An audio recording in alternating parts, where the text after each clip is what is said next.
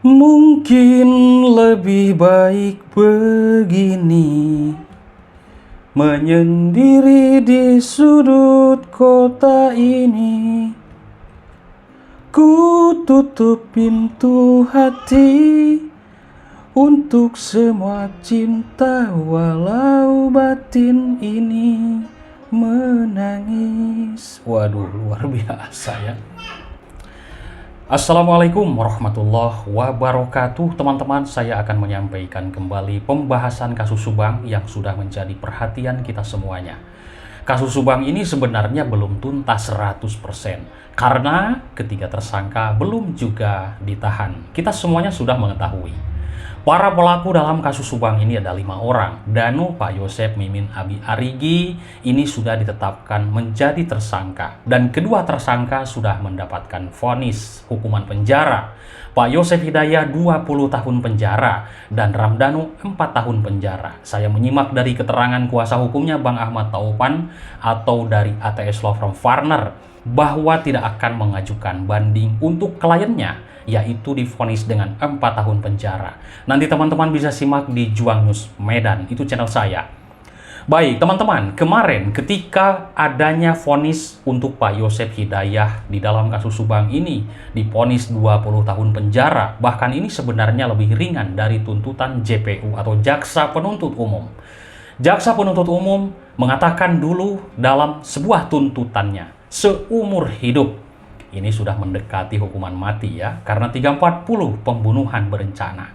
Tapi setelah adanya vonis dari majelis hakim hanya 20 tahun penjara. Tapi ini adalah sebuah rangkaian dari pasal 340, pembunuhan berencana, hukuman mati, seumur hidup, dan juga 20 tahun penjara. Luar biasa. Akan tetapi di sini banyak sekali publik yang tidak puas dengan adanya vonis 20 tahun penjara, karena ini adalah 2 nyawa. Dan sudah dikatakan bahwa beliau ini atau Pak Yosep ini adalah sang dalang, eksekutor juga, dan yang sudah mengatur skenario. Begitulah komentar dari teman-teman, dan juga ini sudah menjadi fakta persidangan, keterangan dari JPU dan juga dari majelis hakim. Kemarin muka tegang sudah kita terlihat terpancar dari wajah Ibu Mimin yang hadir waktu adanya persidangan, yaitu adanya vonis Danu dan juga vonis Pak Yosep Hidayah.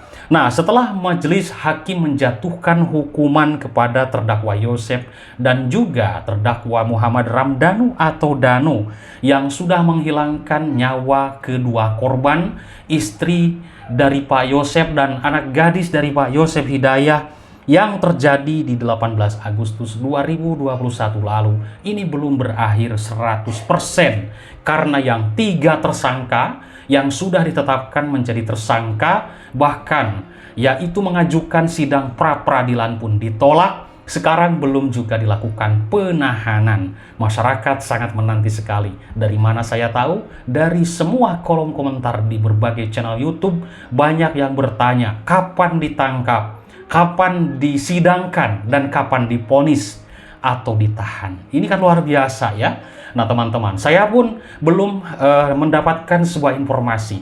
Nanti kalau dapat informasi akan saya sampaikan, baik sedikit maupun luar biasa kalau besar beritanya ya. Wah, ada penangkapan, ada pengumuman nanti sidang. Karena kalau sidang ini nanti akan dihadirkan kembali saksi-saksi, baik yang meringankan mereka bertiga, baik juga yang memberatkan mereka bertiga. Tentunya di dalam sebuah persidangan ini adalah menggali fakta dengan sebuah data-data, bukan dengan opini dan asumsi. Dan semua keterangan ahli, keterangan saksi, petunjuk, surat, dan juga keterangan terdakwa, tentunya ini akan menjadi sebuah kesimpulan majelis hakim untuk memvonis seseorang dalam sebuah kasus seperti itu.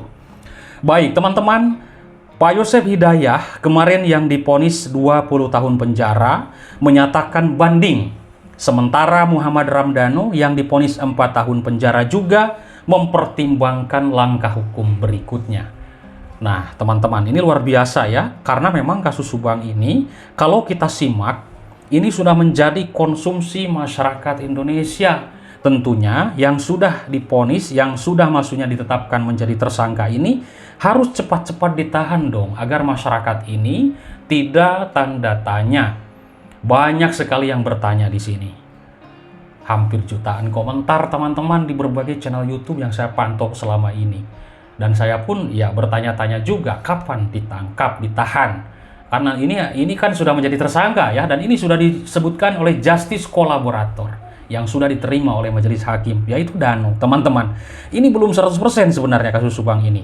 Nah, teman-teman, di tengah situasi yang bergejolak, yang memanas, muncul di sini desakan dari publik, yaitu sebuah petisi yang sudah beredar di berbagai channel YouTube, mendesak pihak kepolisian agar segera menangkap MAA atau Ibu Mimin Abidan Arigi. Luar biasa ini saya menyimak.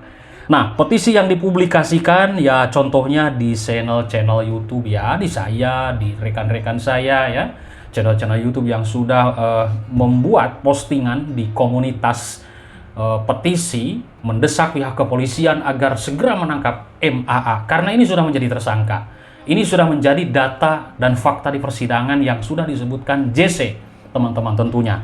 Baik, di sini ada sebuah komentar dan juga yang mempublikasikannya dari netizen nih teman-teman, yaitu pada tanggal 30 Juli 2024 oleh akun @dipa_ivana semakin memperkuat tekanan publik terhadap aparat hukum. Ini masalah petisi yang sudah dipublikasikan. Baik, 3 tersangka ini belum juga ditangkap, yaitu Ibu Mimin Abidan Arigi kini dikabarkan mencari perlindungan lebih kuat. Wow, luar biasa. Tim pendampingan hukum atau PH dari ATS yang dipimpin oleh Ahmad Taufan, yaitu sedang mengumpulkan saksi-saksi untuk memperkuat posisi terdakwa.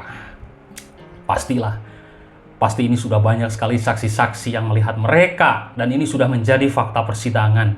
Contoh dulu ada saksi Ibu Eis ya, saksi Bintang. Ya intinya ini akan menjadi sebuah fakta dan sebuah keterangan nanti di persidangan. Ada juga dulu Purnawirawan yang sudah punya screenshot CCTV di toko jamu tersebut. Dan itu beliau pun Pak Soekarno kalau tidak salah ya, Purnawirawan polisi itu tahu disebutkan nama Ibu Mimin dan juga anaknya itu dari warga seperti itu. Nah, otomatis warga ini sudah mengenal ketika diperlihatkan foto screenshot CCTV yang ada di toko jamu tersebut. Namun dikabarkan entah kemana CCTV-nya kan belum diputar juga di persidangan, teman-teman. Oke. Sebelum kasus ini masuk ke persidangan dan juga majelis hakim menjatuhkan vonis kepada Yosef Hidayah dan juga Muhammad Ramdhanu, di sini terdapat 5 orang tersangka, yaitu mereka ini ya sudah diproses vonis 2 tersangka sudah diproses vonis, sementara 3 tersangka lainnya belum. Ini yang menjadi pertanyaan kita semuanya, kapan dan bagaimana nanti nasibnya? Apakah akan bebas atau ditahan atau bagaimana? Ini belum jelas ya sampai saat ini. Dan sekarang banyak di berbagai media berita digembor-gemborkan, yaitu adanya yayasan. Ini diusut tuntas tentang yayasan yang menaungi sekolah bina prestasi, yaitu SMK dan juga SMP. Nah, di sini pun ini diduga ada pencucian uang atau korupsi. Di sini juga saya melihat di media Juang News hampir kurang lebih 1,4 miliar uang tersebut masuk ke yayasan atau ke sekolah, ke rekening sekolah mungkin seperti itu.